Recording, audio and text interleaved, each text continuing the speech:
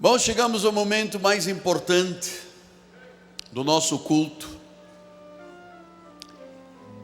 O soberano Deus e o livre-arbítrio quanto à salvação. Vamos mergulhar na ciência do Altíssimo. Vamos captar a visão do Todo-Poderoso. Vamos conhecer mais um dito do Senhor, a palavra. Abra a sua Bíblia, a sua espada. Vá abrindo a palavra em Isaías 46 e vá dizendo aí a Deus aí com seu coraçãozinho: Senhor, eu amo a tua palavra. Eu amo a tua palavra. Tua palavra é verdade. Versículos 13 e 4. Diz assim a palavra do Senhor: ouvi-me, ó casa de Jacó, e todo o restante da casa de Israel. Está falando a igreja. Vós, a quem desde o nascimento carrego e levo nos braços, desde o ventre materno, até a vossa velhice, eu serei o mesmo. O mesmo. Diga glória a Deus, é o mesmo. Não muda. E ainda até as cãs eu vos carregarei. Já o tenho dito, levar-vos-ei, pois, carregar-vos-ei e vos salvarei. Bem, só de ler esses dois versículos o meu coração já estaria pronto e grato ao Senhor. Que esta palavra seja motivo de crescimento, de maturidade espiritual. Eu não vou servir leite, porque a nossa igreja é uma igreja de alimento sólido. A Bíblia diz que o leite é para criança, o alimento sólido é para aquele que tem as faculdades exercitadas, já conhece o bem e já conhece o mal. Vamos ouvir o Espírito falar. Oremos e submetamos-nos ao Senhor em nome de Jesus. Oremos.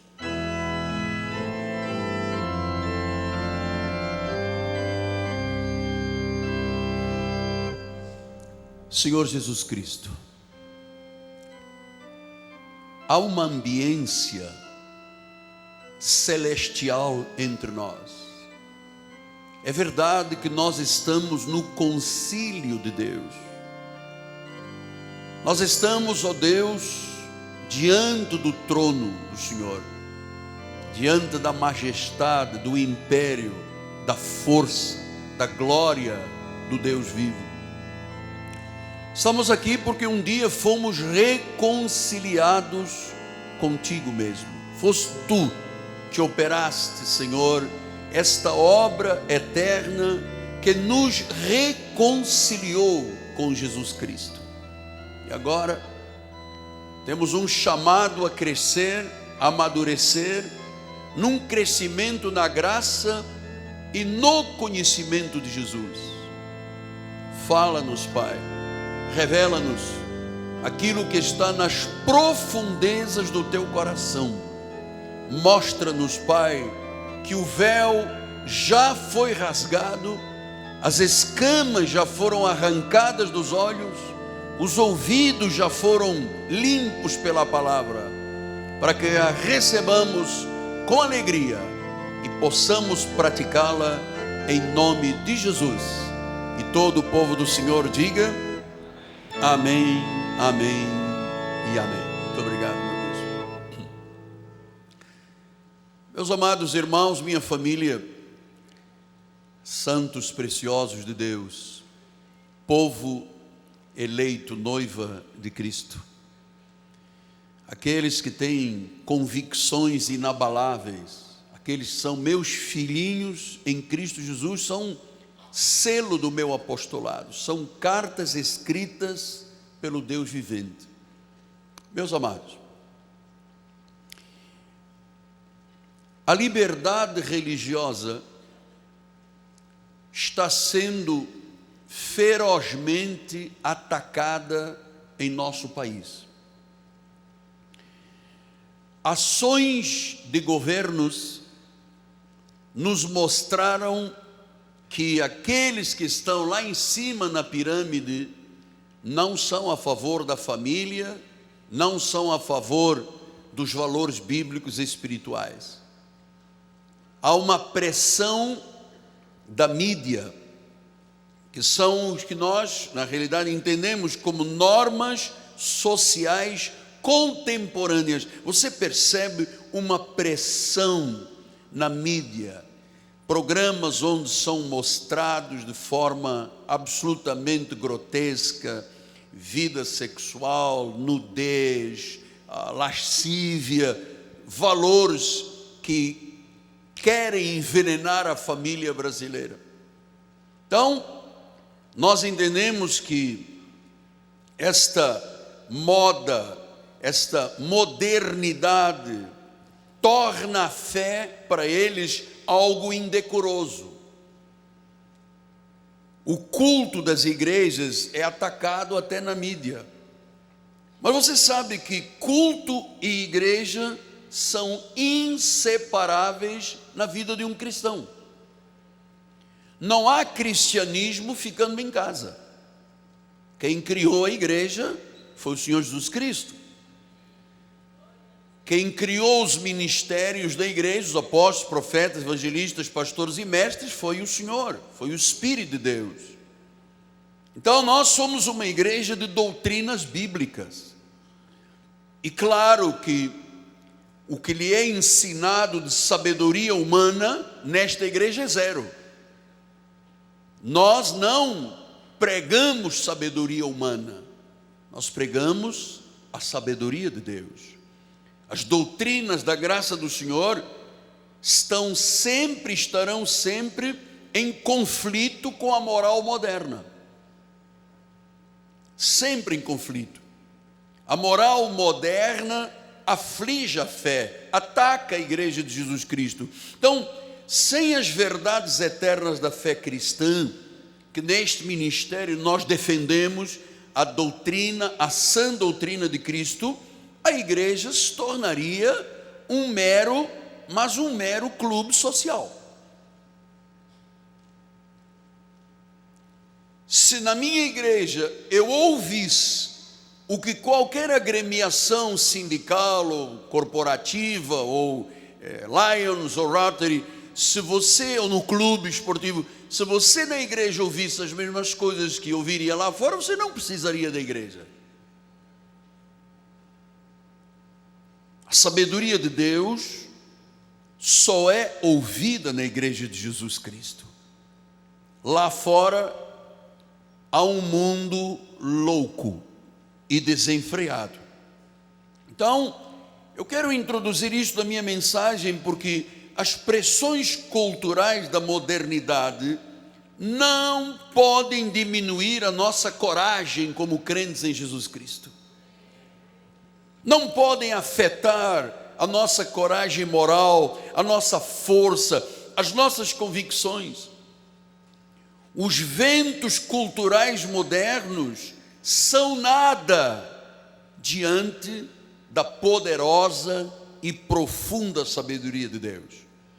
A igreja de Jesus está pronta para enfrentar todas as pressões, porque nós não vamos ceder 1 milímetro sequer aquilo que a Bíblia Sagrada nos ensina. Esta igreja é uma igreja de fé, é uma igreja da genuína graça de Deus, e claro, para nós, só conta o que está na Bíblia. Está na Bíblia, eu creio. Não está na Bíblia, nós duvidamos. Então, esta manhã, nós nos levantamos corajosamente, fielmente, para dizermos não à modernidade e sim à sabedoria de Deus. Nós temos a vida sobre a rocha.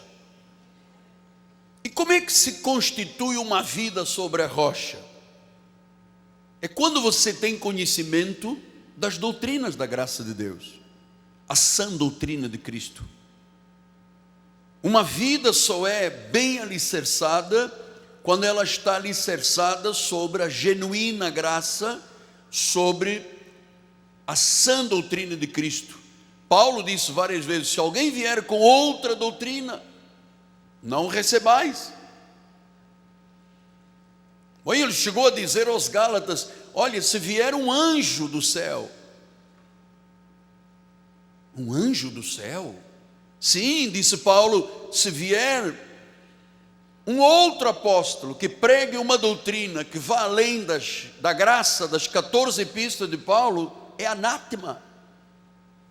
E eu sei que isto é extremamente doloroso eu dizer, porque a tradição evangélica, a tradição cristã no mundo é ligada a quê? A lei. Você sabe que em 1525, de 17 a 25, se levantou um padre agostiniano na Alemanha e defendeu teses mostrando os erros doutrinais da Igreja Católica. Foi excomungado. Se não fosse um rei amigo, ele teria sido morto numa fogueira. Era a modernidade de então contra a verdade de Deus. Então nós sabemos, amados, que há valores na doutrina da graça de Deus que têm que ser inegociáveis. Um deles, eu vou tratar hoje, é a questão da salvação e a questão do livre-arbítrio.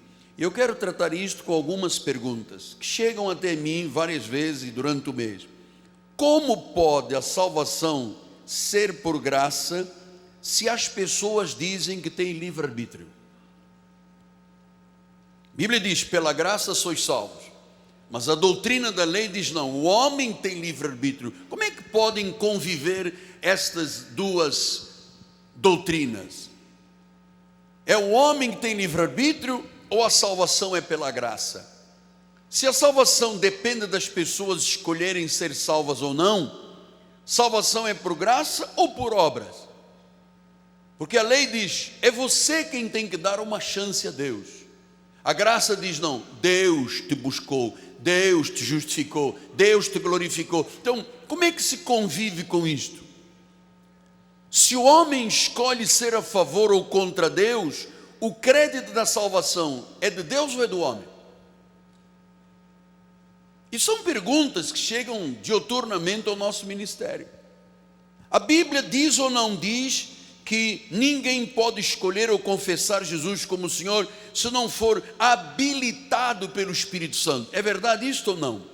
Então vamos começar um dos estudos mais profundos e intensos desta sabedoria predestinada de Deus, os ditos, a ciência do Altíssimo, a visão do Todo-Poderoso. Vamos ver em 1 Coríntios 12, 3, diz a palavra do Senhor: por isso vos faço compreender que ninguém que fala pelo Espírito afirma anátema Jesus. Uma pessoa salva não pode dizer que Jesus é maldição, nem pode falar contra o Espírito Santo. Você sabe, todos os pecados têm perdão, menos o pecado contra o Espírito Santo.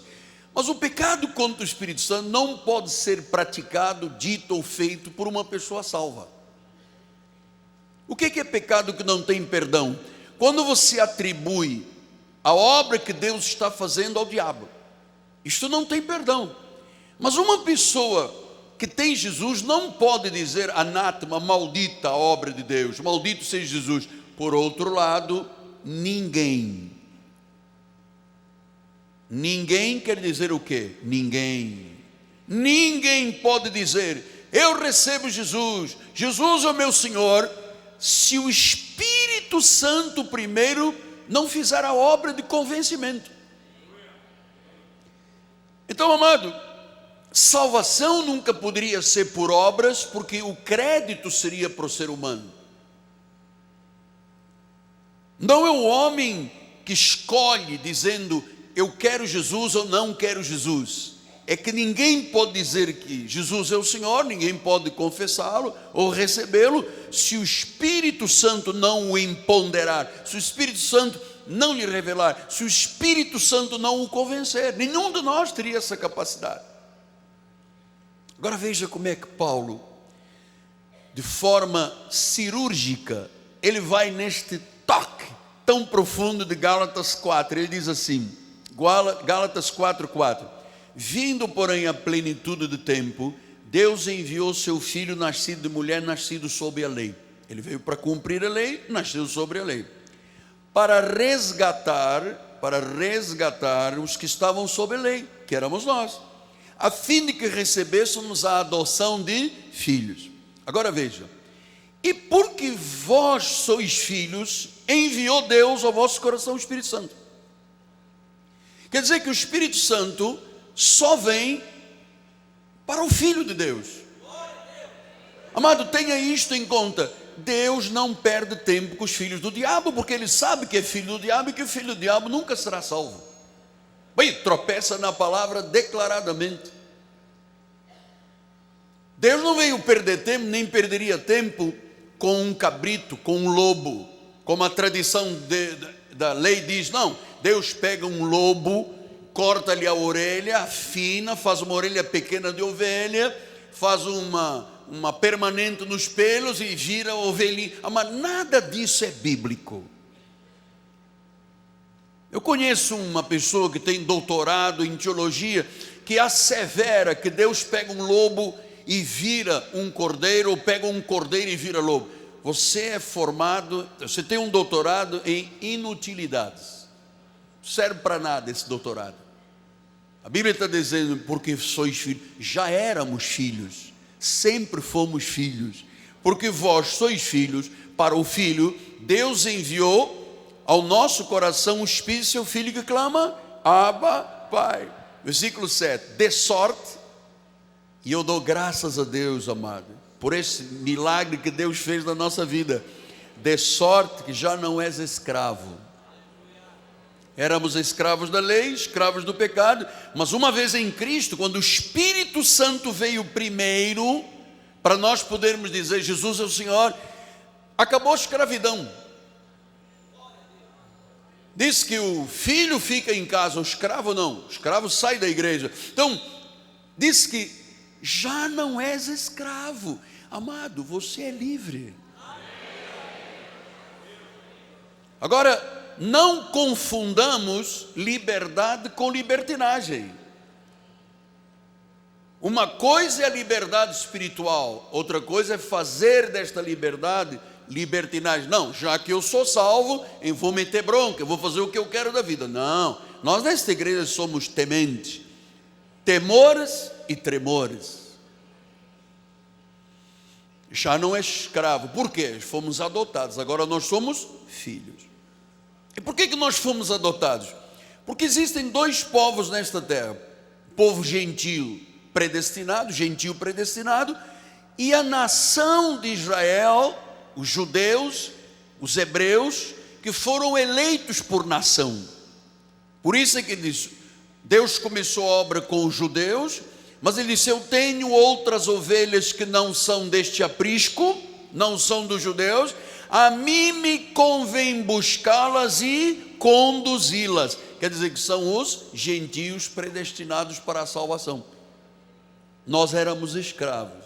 Olha, verdadeiramente nós éramos escravos. Antes da obra de Deus na nossa vida, cada um aqui tem um testemunho. Eu estava conversando com um dos nossos pastores esta manhã no meu escritório. Ele disse, apóstolo, foi aqui nesta igreja que eu aprendi a ser homem, a ser verdadeiro, a ter palavra, a ser uma pessoa de confissão. Foi aqui. Mas quem fez isto? O Espírito Santo. O Espírito Santo. Já não és escravo, não tem mais esse negócio de, vou pregar uma mensagem sobre cigarro, droga. Olha, amado, Deus não tem um culto de libertação à sexta-feira aqui. Sabe quem é que limpa e lava? A palavra limpa e lava, o Espírito Santo. Toda vez que esta palavra é pregada, o Espírito Santo vai lá, corta, separa, juntas para um lado, medulas para o outro, alma para um lado, espírito para o outro. E diz que a palavra, ela vai até as profundezas do coração e discerne os intentos do coração. Deus conhece o meu coração e o seu coração. Deus conhece. Já não és mais escravo. Diga, eu não sou escravo, eu sou filho. E sendo filho, somos o quê? herdeiros de Deus. Temos os mesmos direitos de Jesus. A minha pergunta, não é isto maravilhoso? Quem fez esta obra? O Espírito Santo. Então quer dizer, pastor, que o senhor nesta igreja não dá nenhum crédito à carne humana? Bingo, acertaste. Nenhum crédito à carne humana, começando pelo anjo da igreja. Eu só dou glórias a Deus e para sempre darei. Eu não entendo glórias aos homens. Você sabe por quê? Diz a palavra em Efésios 2:8: pela graça sois salvos mediante a fé. Isto não vem de vós, é um dom de Deus. Para quê? Diz o versículo 9: não de obras, para que ninguém se glorie. Versículo 10: somos feitura dele, criados em Cristo Jesus para boas obras. Não é para obras, é para boas obras. Pastor, e que obras é que Paulo está se referindo? As obras da carne: paga o preço, sacrifício, jejum, vigília, sobe no monte, apanha mosquito, mordida e picada de mosquito. E agora tem vários, você sabe, tem febre amarela, tem chikungunya, tem zaun, tem não sei o quê, tem uns nomes estranhos. Amado, nenhuma obra da tua carne ou da minha carne é aceita por Deus. Nenhuma. Pastor, mas se eu bater com a cabeça no chão, Deus não se impressiona? O máximo que Deus vai dizer, você não está puro, cara. Bater com a cabeça no chão, é acompanhado de alguém. Pastor, e se eu ficar 7 semanas sem comer e beber? Vais morrer. Mas Deus não se... Sabe o que impressiona a Deus? Isto é o legado que eu quero deixar neste mundo. É a fé da igreja, a convicção, a certeza.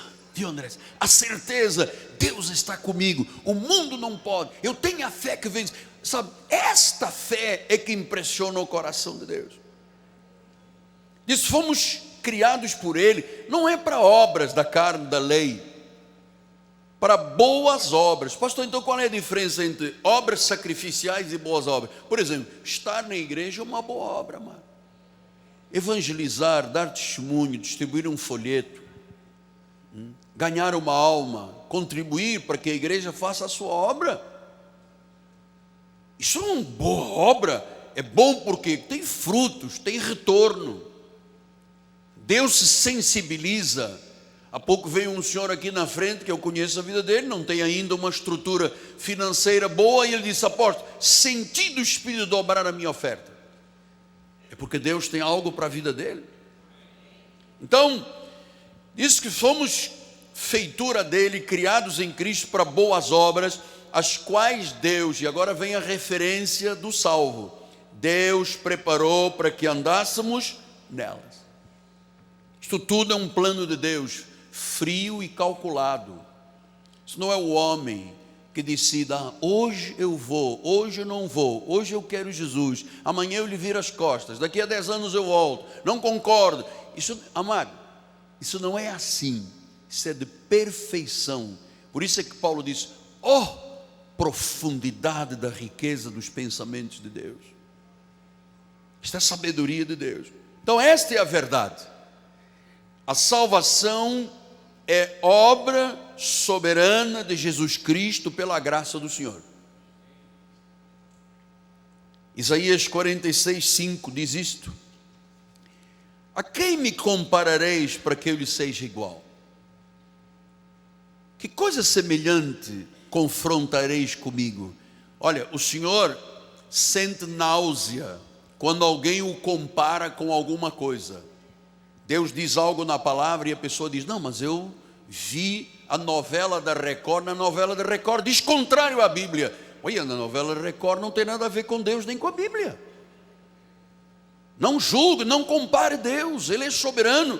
Tenha paz do Espírito ao olhar a palavra e dizer: a quem me comparas? Quem pensa que eu sou igual? A quem você me confronta? Versículo 6: os que gastam o ouro da bolsa e pesam a prata nas balanças, salariam ourives para que façam um Deus, e diante deste se prostram e se inclinam. Sobre os ombros o tomam, procissão, levam-no e põem no seu lugar. Aí ele fica. do seu lugar não se move, o ídolo não se move, mas recorrem a ele, mas nenhuma resposta ele dá, a ninguém livra de tribulação. Amado irmão católico, eu estive onde você está hoje, durante 21 anos, está aqui a prova. O ídolo fica lá, ele não dá resposta, ele não salva, ele não liberta. Sim, mas Maria, pior ainda, amado, você está dando glórias a uma mulher, por quê? Ela não é salvadora, ela não é deusa, ela foi usada, o seu ventre foi usado para uma maternidade, foi uma incubadora que gerou a carne de Deus, mas ela não tem um mérito maior do que você tem. Um dia Jesus estava numa festa e disseram: está lá fora a tua mãe e os teus irmãos. Ele disse: olha só, minha mãe e meus irmãos são aqueles que fazem a vontade do Pai. Então, Jesus está dizendo: lembrai-vos disso, tende ânimo, tomai-o a sério. O Senhor está falando com os prevaricadores, toma a sério, lembrai-vos das coisas passadas, da antiguidade. Eu sou Deus, não há outro. Eu sou Deus e não há outro semelhante a mim. Nem Maria, nem João, nem a padroeira, ninguém é igual ao Senhor Jesus Cristo. A Ele a honra, a Ele o louvor, a Ele a glória. Ele é o pastor, Ele é o Senhor, Ele é o mediador, Ele é o perdoador, Ele é o reconciliador. Desde o princípio anuncia o que há de acontecer. Então não é uma coisa de assim, Deus hoje estava no trono, está no trono e diz: anjo, vem aqui, Gabriel, Miguel, venham aqui, olha na igreja Cristo vive, olha quem está lá no segundo banco, o Jorge. O anjo Gabriel vai dizer: uau, a gente nem pensava que um dia o Jorge estivesse aqui. Gente, Gabriel, olha no quarto banco quem está, o Guilherme Van Dijk. Quem diria que o Guilherme... Olha, Guilherme Van Dijk é um predestinado em amor, como nós somos. Então, isto tudo foi anunciado antes de tudo acontecer na antiguidade. As coisas que ainda não sucederam, eu digo: o meu conselho permanecerá de pé e eu farei toda a minha vontade. Isso tem que lhe dar segurança. Isso tem que lhe dar paz no seu coração. A certeza que o que Deus faz, ninguém pode tirar. Ele não mente, Ele não é homem, Ele é o mesmo de ontem, de hoje e para sempre. Então, esta é a razão porque algumas pessoas são salvas e outras não são salvas. Por que o Espírito Santo capacita uns e não capacita outros? A decisão de quem será salvo pertence somente a Deus. Pastor, mas então nós não sabemos quem vai ser salvo. Não, ninguém tem uma placa dizendo: eu sou para a salvação. Não, você sabe, Deus salva. Diz que não há muitos ricos e poderosos. Não há muitos, mas não há muitos. E Deus pega o pequeno, sabe, torna o sábio que envergonha o grande.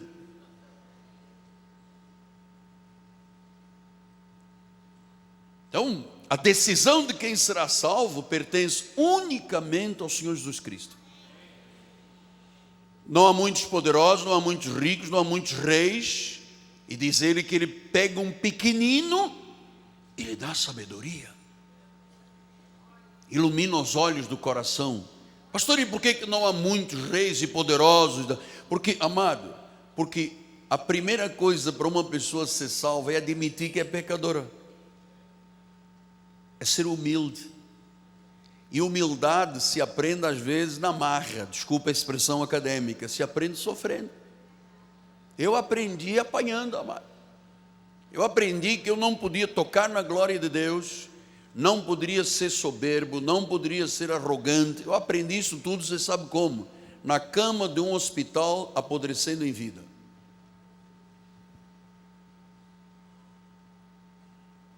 Cama de um hospital, apodrecendo em vida. É porque às vezes as pessoas estão tão empoderadas pela sua posição social, a sua carreira, que Deus não tem lugar. O prato está cheio de comida, a pessoa não tem fome de Deus. mas bem-aventurados têm fome de Deus. São as pessoas que dizem assim: o carnaval não me satisfaz. Eu queria dizer a muita gente que está participando, quem sabe à distância, que viveu agora, você era de uma escola de samba, qual foi o fruto, o benefício que você teve? Nenhum. Então venha para Jesus. Você pensava que estava abafando na avenida, exploraram a tua imagem, exploraram o teu corpo e te deram um chute. Agora você não vale nada, não representa nada. Você pagou os teus adereços, gastou dinheiro, tirou comida dos teus filhos, pensando que você estava agradando a alguém. Você não estava agradando a ninguém. Por isso é que você tem fome de Deus. Venha para Jesus. Diga não ao samba. Diga não ao sistema do mundo, que não vai pagar as tuas contas, não vai te salvar, não vai te levar para a eternidade. Só Jesus faz isso. Então, pertence a Jesus. Então, Romanos 8, 28 a 30 diz: sabemos que todas as coisas cooperam para o bem daqueles que amam a Deus. Aqueles que são chamados, não é o homem que se chama, são chamados. São chamados segundo o seu. Amado, habitue-se sempre a dar glórias a Deus.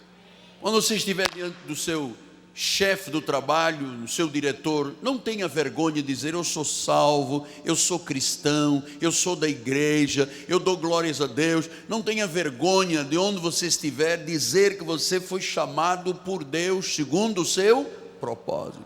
Versículo 29. Porquanto aos que de antemão conheceu, Deus não conheceu o lobo de antemão. O lobo foi destinado para a perdição. Os filhos, os justos, Ele os criou de antemão. A Bíblia diz: antes da fundação do mundo.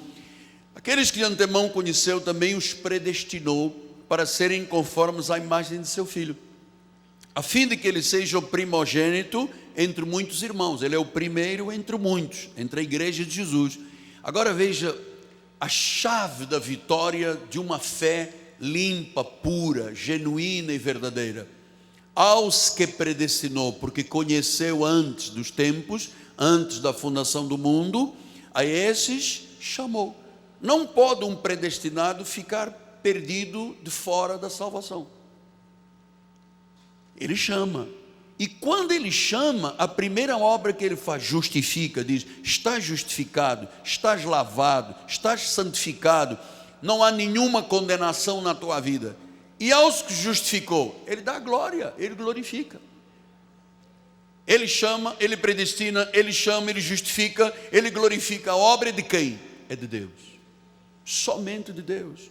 Então, há pessoas que não serão salvas e há pessoas que serão salvas. Então, pastor, esta decisão é de Deus, somente de Deus. Olhe, e não lute com esta questão. O povo de Roma brigava com Paulo e dizia: não pode. E Paulo dizia: quem é o homem para discutir com Deus? Deus tem o direito da mesma massa fazer um para a salvação e um para a perdição. Ele tem direito. Ele não é uma imagem, ele não é um mito, ele não é um padroeiro, ele é o soberano, ele é Senhor dos senhores, ele é o déspotas. Por favor, tenha esta imagem de Jesus. Então, imagina você, dizia o velho pregador, é como se um ônibus de 50 pessoas fosse passar numa ponte e caísse. Aí alguém estava lá, mergulhou e conseguiu salvar. Dos 50, salvou 40. 10 morreram. Aí vem a polícia e diz: você vai ser condenado porque deixou morrer 10 pessoas. Nós devíamos dizer o contrário: glórias a Deus, porque você salvou 40. Deus salva quem Ele quer, não depende de quem quer, nem depende de quem corre. Pastor, então o senhor está dizendo que a graça de Deus é irresistível? Yes! A graça de Deus é irresistível. Ninguém pode resistir a um mover do Espírito Santo. Olha, às vezes a pessoa é tão irresistível que a pessoa cai pelo poder de Deus. Agora no retiro, 75, 80% dos jovens caíram pelo poder de Deus. É tão irresistível que a nossa carne não resiste às vezes. A graça de Deus é persuasiva. Diz que varreu, até encontrar a dracma perdida. Deixou as 99 e foi buscar a ovelhinha. Deus podia ter dito: eia, exerça o livre-arbítrio, venha cá, venha após mim, eu vou te dar um carro novo, uma casa nova, e você vai viver no céu. Deus não diz isso. Ele diz, aquela é a ovelha, deixa as 99 aqui, vamos lá. E diz que ninguém vem a mim se o Pai não o trouxer, do original grego é arrastar. Arrasta, chega aqui dentro, a pessoa vem amarrada, algemada, acorrentada, e Deus quebra-lhe as algemas, quebra as amarras. A pessoa chega à igreja e não consegue nem levantar as mãos, louva a Deus com a mão no bolso, chateado, olhando para o relógio. 2, 3 cultos depois já entra aqui, oh glória, aleluia, eu sou de Deus. Por quê? Quem é que arrastou? Quem é que fez a obra? Jesus, o Espírito Santo. Por isso é que é irresistível, é persuasivo, é por graça, sem obras. Então ninguém por si só seria salvo se o Espírito Santo não convencesse. Por isso é que não existe essa coisa do homem decidir. Não, o homem tem livre decisão. Não diga isso. Não é bíblico, não é espiritual. João 16, 7 disse, eu vos digo a verdade. O Jesus vai dizer agora a verdade. Convém-vos que eu vá, porque se eu não for, o Consolador não virá para vós outros. Se porém eu for, eu vou-lo enviarei. Quando o Espírito Santo, o Consolador, vier, ele vai convencer, é irresistível. Ele convence do pecado, da justiça e do juízo. Do pecado, porque não creem em mim. Da justiça, porque eu vou para o Pai e não me vereis mais. Do juízo, porque o príncipe deste mundo já está julgado. Tenho ainda muito que vos dizer, mas vós não os podeis suportar agora. Você sabe que o que eu prego agora, o que a graça de Deus é revelada, Jesus não pôde dizer naqueles dias, porque o povo não suportaria. E cada coisa que ele dizia, atiravam-lhe pedras. E muitos o abandonaram. Muita gente o abandonou. E Jesus disse, olhou Pedro e disse, e você, o que você quer? Vai também embora. Ele disse, para onde nós iremos? Tu tens as palavras da vida eterna. Muitos o abandonaram. Então, não se admire desse entra e sai das igrejas. A pessoa vai a uma igreja, eu vim aqui para arranjar marido, mulher, não arranjei, vou para ali, vou fazer corrente do mel. O mel não deu certo, vou fazer do enxofre. Não deu certo o enxofre, vou fazer 7 dias de jejum, vou fazer 15 dias de monte para arranjar homem, arranjar mulher. Amado, igreja não é lugar para se participar pensando arranjar marido ou mulher. Igreja é lugar de adoração, de louvor da palavra. E aí, como complemento, Deus provê. Agora, eu vim para a igreja em busca de um marido e uma mulher, a razão, isso aqui não é um balcão de negócios. Paulo disse isso, nós não mercantilizamos a palavra. Pedro disse, fazem comércio de vós. Igreja é uma coisa muito mais responsável, amado. É irresistível, é persuasiva. Pastor, então, e o livre-arbítrio onde fica? Na Bíblia? Não fica, não tem. Essa expressão livre-arbítrio, ou free will do inglês, ou livre albedrío do espanhol, não está em nenhuma Bíblia. Não está, não existe na Bíblia.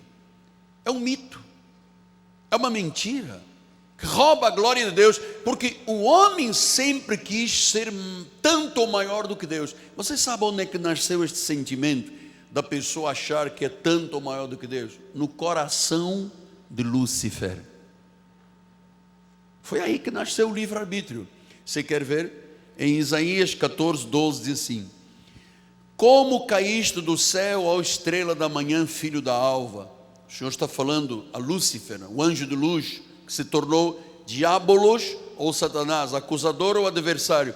Foste lançado por terra, tu que debilitavas as nações. Tu dizias no teu coração. Ele só dizia no coração, mas Deus conhece os desígnios do coração. Meu Deus, quando você começa a ouvir uma pessoa, pé atrás, amado.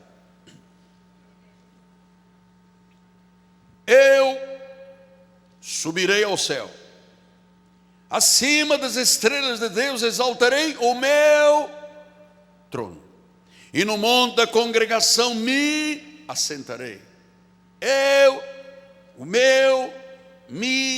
me mimigo contigo, tu te titigo contigo, ele, ela, o, ali, nós convosco, eles, elas, eu. Essa coisa da pessoalidade com Deus não existe. Pronome pessoal não existe. Diz o versículo de número 14: subirei acima das altas nuvens, e agora teve aqui a queda, serei semelhante ao Altíssimo. Você vai ser precipitado no reino dos mortos, disse Deus, no mais profundo abismo. Amado, eu queria que você entendesse, que às vezes você pode pensar que isto é pieguice, que não tem pieguice. Você não imagina o temor e o tremor que eu chego a este altar.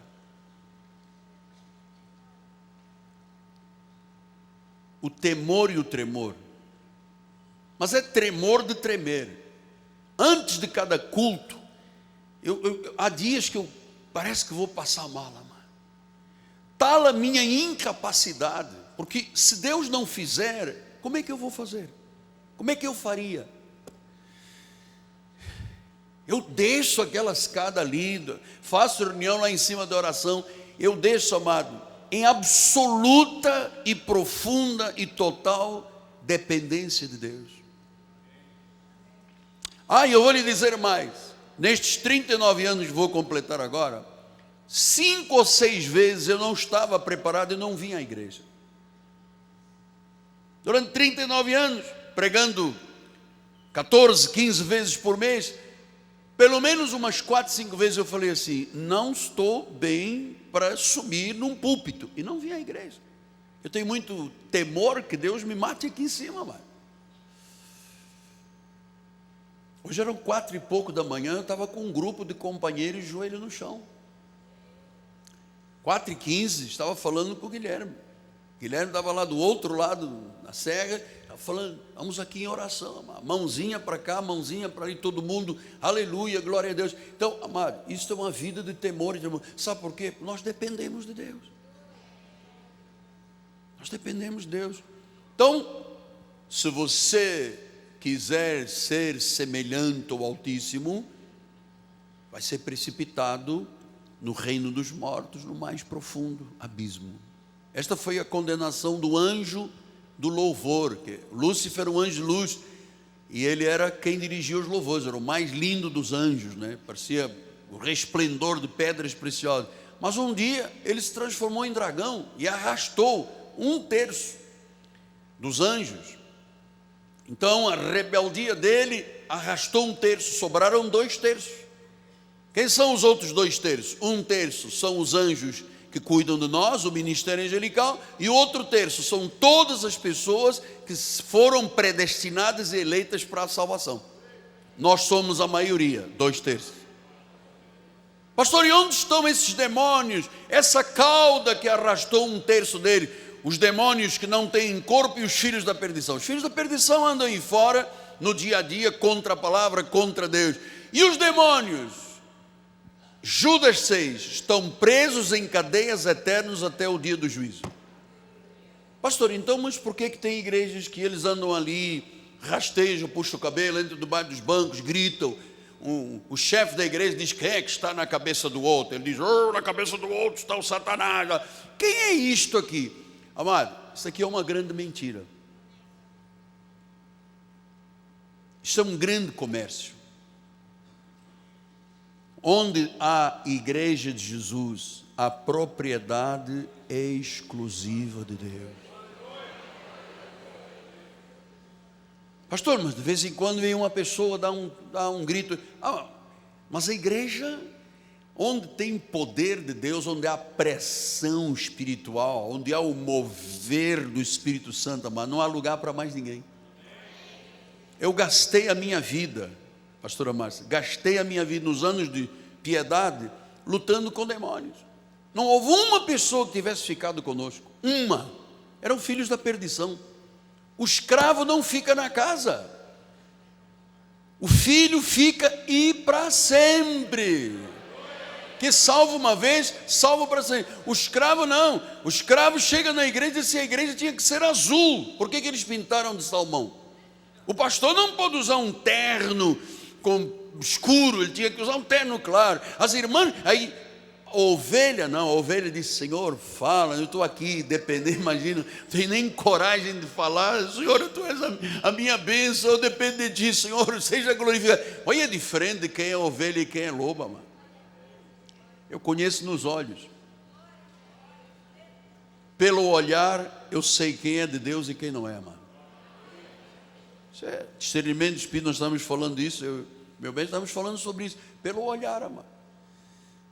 Conheço casos que passaram por aqui, que eu dizia: cuidado com esse rapazinho aqui, ele vai dar um problema mais tarde. Ninguém obedeceu, amado.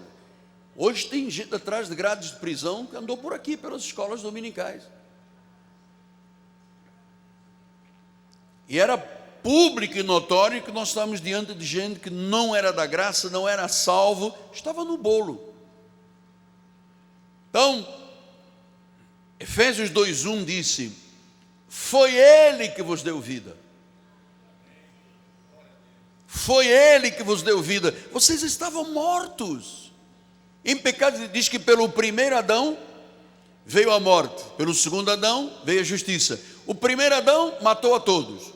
O segundo Adão salvou a todos os da salvação. Porque os da perdição sempre estiveram mortos esperando Deus. Deus não olha um filho do diabo conforme olha para nós. Nós temos um espírito e uma alma vivente, e um espírito que tem comunhão com Deus.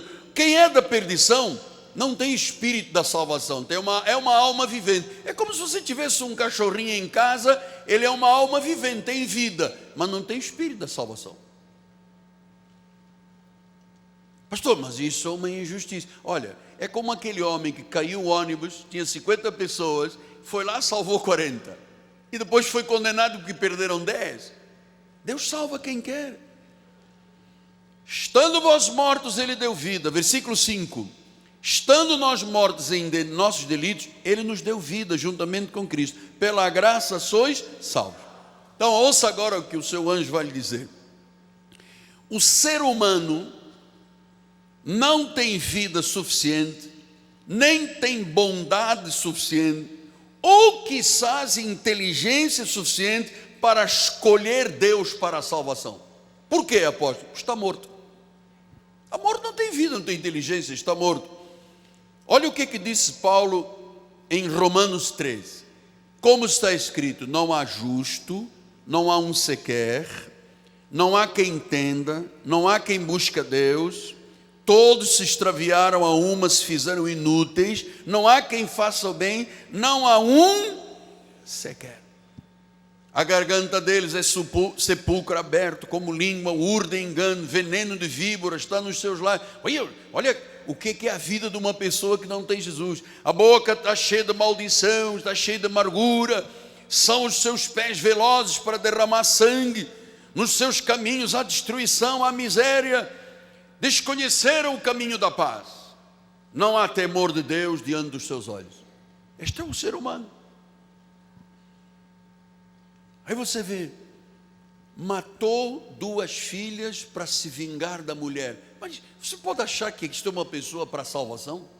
Que mata 2 filhas e queria se vingar da mulher? Deu facada na própria mãe, matou a avó, rebentou, botou bom. Amado, filho de Deus é ovelha. Ovelha da paz, ovelha é do bem, ovelha da paz, é do bem. Então, se Deus não escolher, não há salvação. E eu vou lhe dar agora 2 versículos que você vai marcar na sua Bíblia, underlining, vai sublinhar, porque são a chave.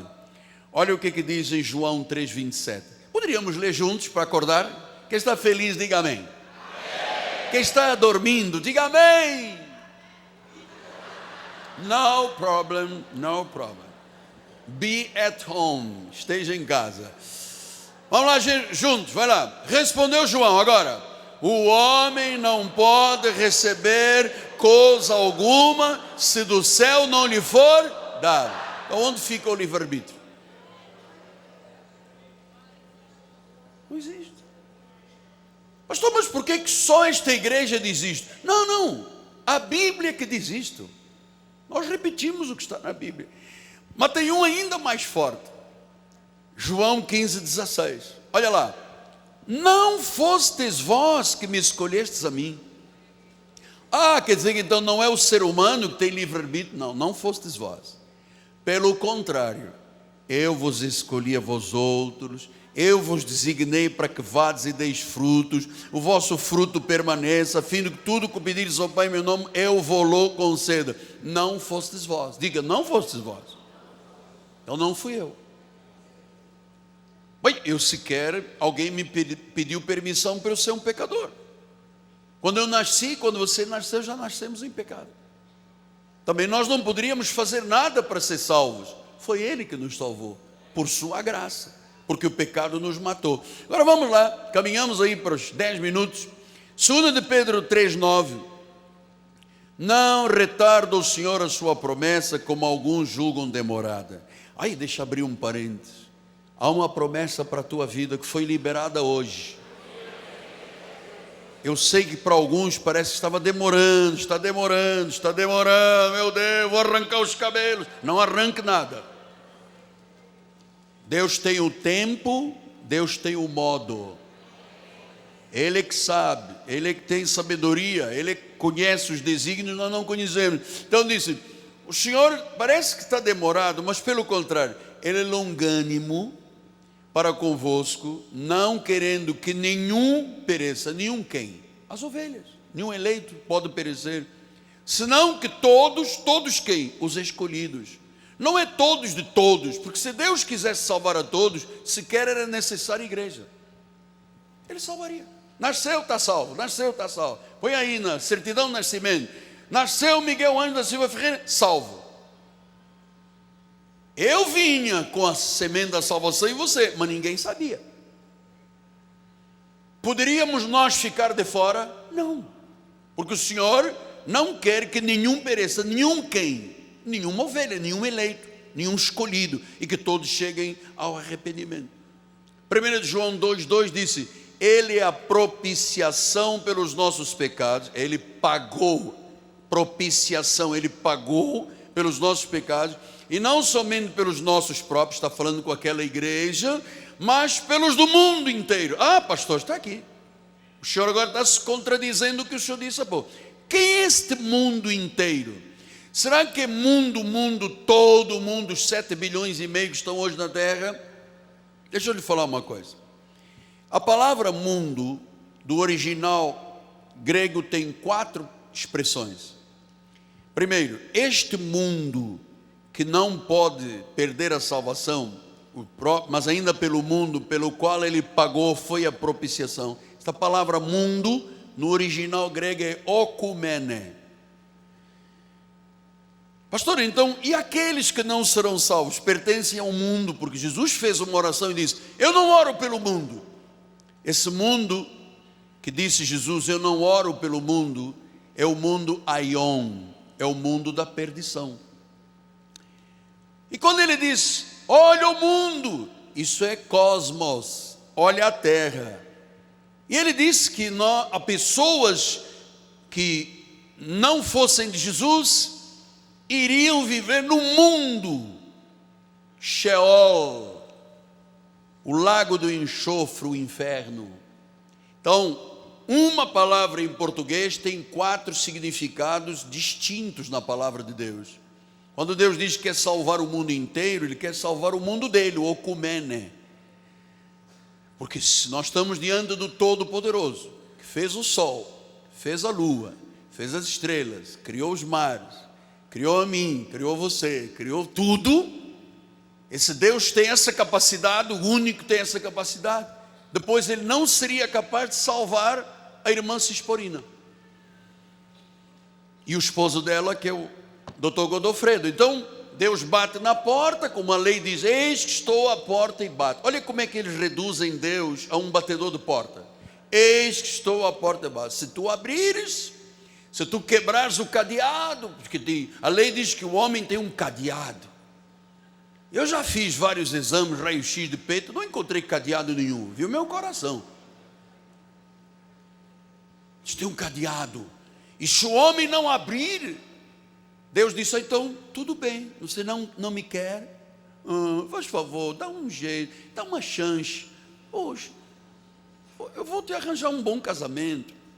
Não quero saber. Então eu vou perguntar à vizinha se me quer. E Jesus veio e disse: a quem você me compara?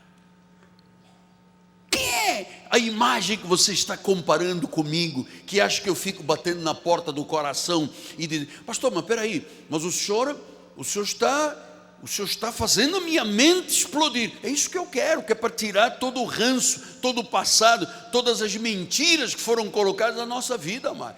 Uns pela lei, outros pela igreja romana, outros pelo ocultismo. As pessoas estão precisando de uma grande lavagem, e este ministério faz uma lavagem cerebral. Sabe com o quê? Com a palavra. A palavra lava, a palavra limpa. Graças a Deus que eu sofri uma lavagem cerebral, amado. Eu acreditava em São Judas Tadeu, eu acreditava em Nossa Senhora de Fátima. Deus teve que fazer uma limpa. Olha, fez mais do que uma lavagem cerebral, mudou até o meu coração, tirou de pedra, botou um coração sensível, tirou a minha mente antiga, que ficava lá Pai Nosso, Ave Maria, e colocou a mente de Cristo. Hoje eu penso como Jesus pensa, eu não penso fora da palavra. Então, se Ele quisesse que todos fossem salvos, todos seriam salvos. A graça de Deus é irresistível, é o poder de Deus para a salvação. Provérbios 21, o Senhor diz assim: como ribeiros de águas, assim é o coração do rei na mão do Senhor. Este, o Senhor, segundo o seu querer, é segundo o querer dele, o inclina. Eu estou lhe dizendo quantas pessoas estão aqui poderiam testemunhar hoje. Chegaram aqui à igreja trazendo, eu vinha trazendo a minha esposa aqui na porta da igreja, e eu dizia: eu nunca entrarei nesta igreja, nunca. Eu acho esse apóstolo um arrogante. Ué, arrogante de quê, cara? O que você vê em mim é uma classe de fé e de ousadia que você não está habituado a ver nos outros. Que não há vaidade, porque eu sei que sou pó. Não há arrogância, porque eu dependo de Deus. O que existe dentro de mim é uma força sobrenatural. Essa força sim que eu quero que você tenha, que é para você ser cabeça, não cauda, estar por cima, não por baixo, ter convicções inabaláveis. E quando passar a novela das não sei quantos, você diz: não, a verdade é o que está na Bíblia Sagrada, e não o que a novela diz. Isso que eu quero. Acho que é irresistível. A graça de Deus é coercitiva. Quando ele chega a hora, meu amado, o indivíduo pode estar no tremedal de lama, no fundo do poço, Deus vai lá e arranca. Hebreus 3, 7, 8. Assim, pois, como diz o Espírito Santo: se ouvirdes a sua voz, não endureçais o coração como foi na provocação no deserto. Se ouvirdes a sua voz, a voz de Deus é irresistível. Quando Deus fala, é irresistível, é coercitiva, Ele impõe. Quem é o soberano é Ele, não somos nós. Ele impõe. Então o Espírito nos prepara para crer, e se nós cremos, isto é crédito da graça de Deus pelo Espírito Santo. E são mistérios da ciência do Altíssimo, são os ditos de Deus.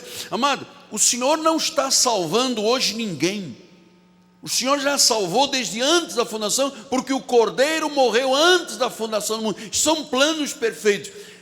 Ele manifestou na cruz a salvação que veio desde antes da fundação do mundo, e Ele materializa. Na hora em que eu venho à igreja, ouço a palavra, tenho fé, recebo o Espírito e digo: Jesus é o meu Senhor. É maravilhoso. É maravilhoso. São os mistérios da ciência. Salmo 139, 13 a 17. Pois tu formaste o meu interior e me teceste no seio da minha mãe. Graças te dou, visto de modo assombrosamente maravilhoso me formaste. As tuas obras são admiráveis. A minha alma sabe muito bem disto. Os meus ossos não te foram encobertos quando no oculto fui formado, entretecido como nas profundezas da terra. Os teus olhos me viram, ainda era informe. No teu livro foram escritos todos os meus dias, cada um deles escrito e determinado quando nenhum deles ainda havia. Nenhum deles. Oh, que preciosos para mim, ó Deus, são os teus pensamentos, e como é grande a soma deles. Como é grande a soma, preciosos.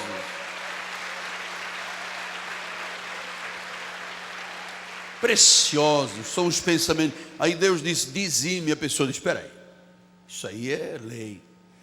Invista na obra. Não, isso aí já é para engordar o pastor. Isso não, eu não concordo. Salvação se perde. Imagina se não se perdesse. Ouça, pregador que você diz na sua igreja, salvação se perde, é que você está perdido, cara. Há muito tempo. Você talvez não saiba que está perdido. Porque quando um pregador ameaça uma ovelhinha de perder a salvação, esse indivíduo não podia estar no altar. Quem tem direito de ameaçar de perda de salvação a uma pessoa que foi lavada no sangue do Cordeiro, amado? Saiu da morte para a vida, das trevas para a luz, da ira para a graça. Quem tem direito? Pastor, mas nós temos que segurar, senão o povo... Amado, aqui ninguém segura nada, a igreja é de Jesus. Quem segura é o Espírito Santo, amado. Se aqui não tivesse o Espírito trabalhando, você não viria mais aqui. Você sabe que você vem aqui porque há uma força maior do que a tua vontade que diz, venha, vá, levante-se, acorde, banho gelado, vamos lá, tem intervenção, não há bala perdida, vamos embora. Você sabe, há uma força maior que vai mudar o nosso Rio de Janeiro, vai mudar o nosso Brasil, vai mudar esta pátria, e ela será conhecida como a pátria do Evangelho para o mundo.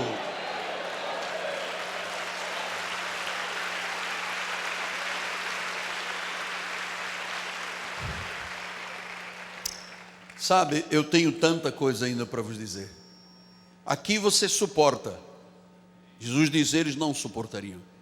Se no tempo de Jesus pregasse o que eu estou pregando aqui, seria ainda mais apedrejado. Eu tenho coisas para vos dizer, mas vós não o suportareis agora. Suportarias agora. Então Deus tem um tempo. O tempo da reforma, o tempo da justiça de Deus, o tempo da graça. Estamos debaixo de uma aliança melhor e superior. Então vamos pegar alguns versículos aqui. 1 de Pedro 1:2. Eleitos segundo a presciência. Presciência é uma palavra grega chamada prognosis. Ou seja, a pessoa é salva pela presciência, pela determinação de Deus.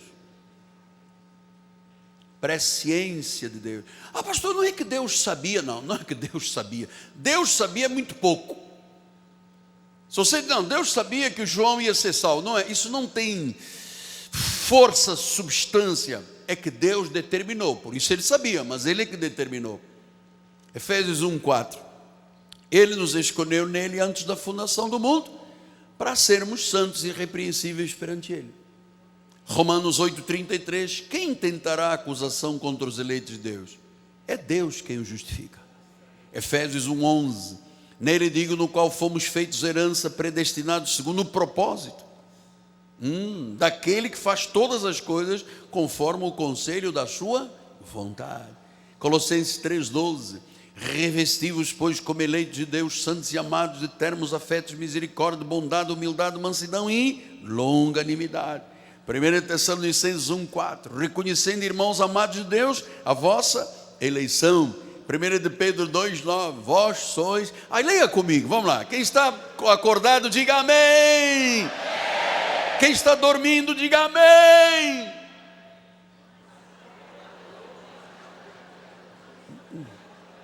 Vamos, é vitória para a igreja. 1h e pouco depois, 99% da audiência está atento. Isso é um milagre de Deus. A ciência diz que nos primeiros 15 minutos de um pregador, 75% da audiência está atenta. Meia hora, 50%. 45 minutos, 25%. 1h depois, 10%. 1h e pouco, 99% está atento da nossa igreja. Você sabe quem é que está fazendo esta obra? O Espírito Santo de Deus. Senão você já estaria aí dormindo, abrindo a boca, olhando para o relógio. Ao seu nome! Os que sabem espanhol, a su nombre! Toda a glória. Mira, este é terrível, não? Agora sim, agora chegamos ao final. Ainda temos 5 versículos. Alguém um dia Paulo pregou uma mensagem longa, diz que o menino caiu e quebrou o pescoço. Mas depois ele foi lá e o ressuscitou. Diz que algumas mensagens são espada, né? Longa e chata. A minha não, a minha é a bênção. Tomara eu ter ouvido isto aqui na juventude, amado. Não teria sido enganado por Roma. 2 de Pedro 2,9. É porque o Senhor sabe livrar da provação os piedosos e reservar sobre o castigo os injustos. Ele tem um povo injusto para o dia do juízo, os piedosos para a salvação. Efésios 1, 3 a 5. Bendito seja o Deus e Pai nosso Senhor Jesus Cristo, que nos tem abençoado com toda a sorte de bênçãos espirituais. Já somos abençoados. Diga, sou um abençoado. Vamos lá, vamos ganhar força agora, minuto final, tem que ser conforme. Olha o irmão do seu lado e diga, você é um abençoado. Abençoado, somos abençoados com toda a sorte de bênção. Diga, eu tenho toda a bênção de Deus nas regiões celestiais, as regiões que nós estamos vivendo. E assim como nos escolheu nele antes da fundação do mundo para sermos santos e irrepreensíveis perante ele, e em amor, agora diga, ele nos predestinou para o inferno. Pô, você está negando o anjo da igreja? Ele nos predestinou para... E alguém pode nos arrancar das mãos dele? Para a adoção de filhos por meio de Jesus Cristo, segundo o beneplácito da sua... Isso é maravilhoso. Deus está se agradando de nós muito esta manhã. Romanos 9:11 diz, e ainda não eram gêmeos nascidos, nem tinham praticado o bem e o mal, para que o propósito de Deus quanto à eleição prevalecesse, não por obras, mas por aquele que chama. Jacó e Isaú, não por obras, mas por aquele que chama. E agora terminamos. 2 de Pedro 1:10. Por isso, irmãos, procurai com diligência, cada vez maior, confirmar a vossa vocação e a vossa eleição. Porquanto, se você proceder assim, você não vai tropeçar em tempo algum. Levante uma das mãos para o céu e diga, bendito o nome do Senhor, que me salvou, que me libertou, que me chamou, que me justificou, que me glorificou, que me deu fé. Eu venço o mundo.